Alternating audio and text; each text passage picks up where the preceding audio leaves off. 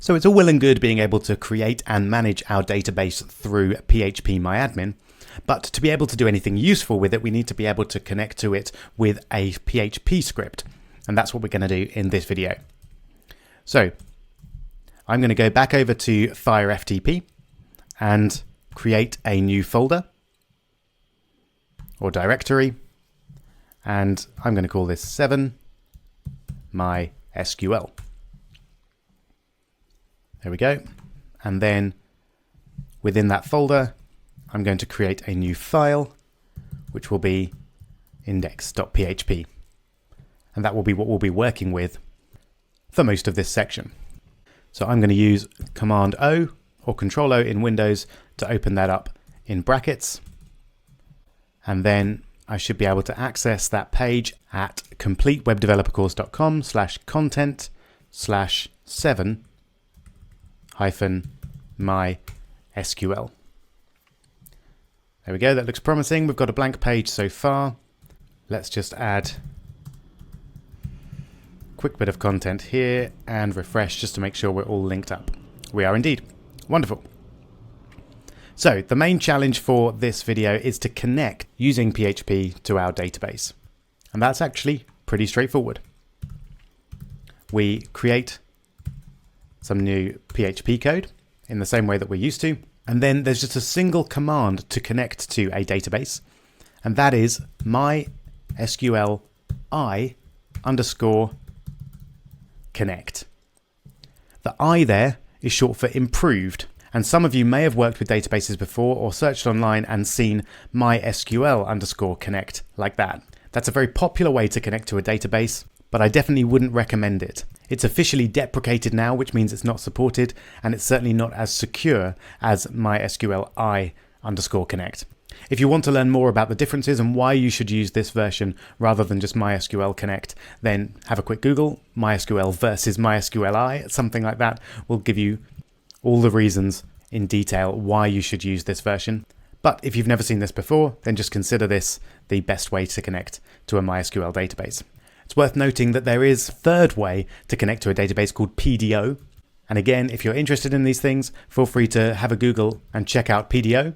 But I'm going to go for MySQLi because it's secure, it's supported, and it's much easier to use, I think, than PDO. All right, so we have to pass 3 variables to the MySQLi connect function. And the first one is the server name of our database. Now, because I'm running this script on completewebdevelopercourse.com and I set up my database on completewebdevelopercourse.com as well, I can use what's called localhost.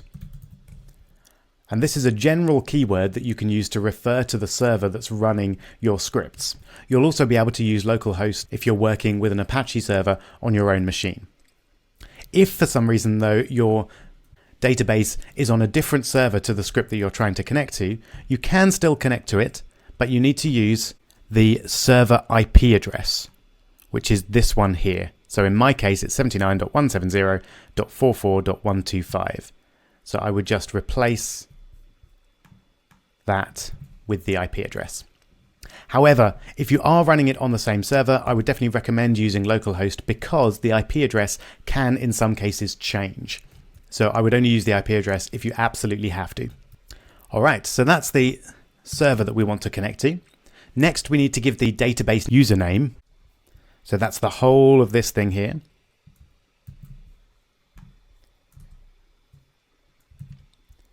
So cl29-users-bzh.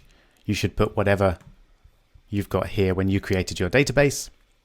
And finally, of course, we need the password, which is, in my case, that.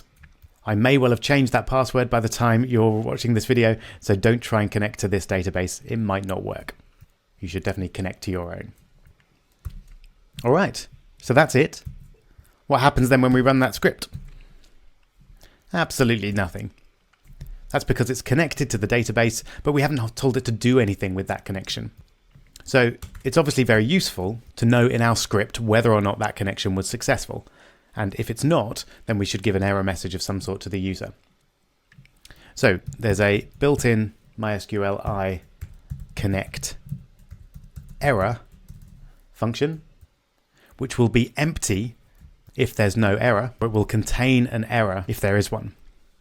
So let's echo that for the moment, and let's generate an error by misspelling localhost and putting an E on the end.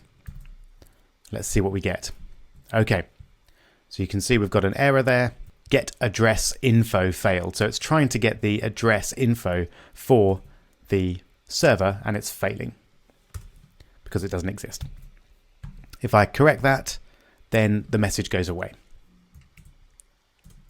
So that's pretty much it. Just a very quick challenge for you then.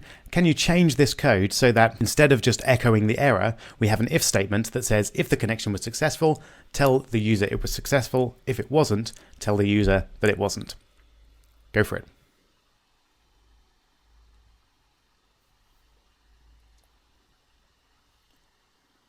All right, hope you managed that. It's pretty straightforward. We just need an if statement, and then we're going to put that in itself in the if statement, because remember I said it was empty if the connection was successful. So if there is an error, then we should echo there was an error connecting to the database.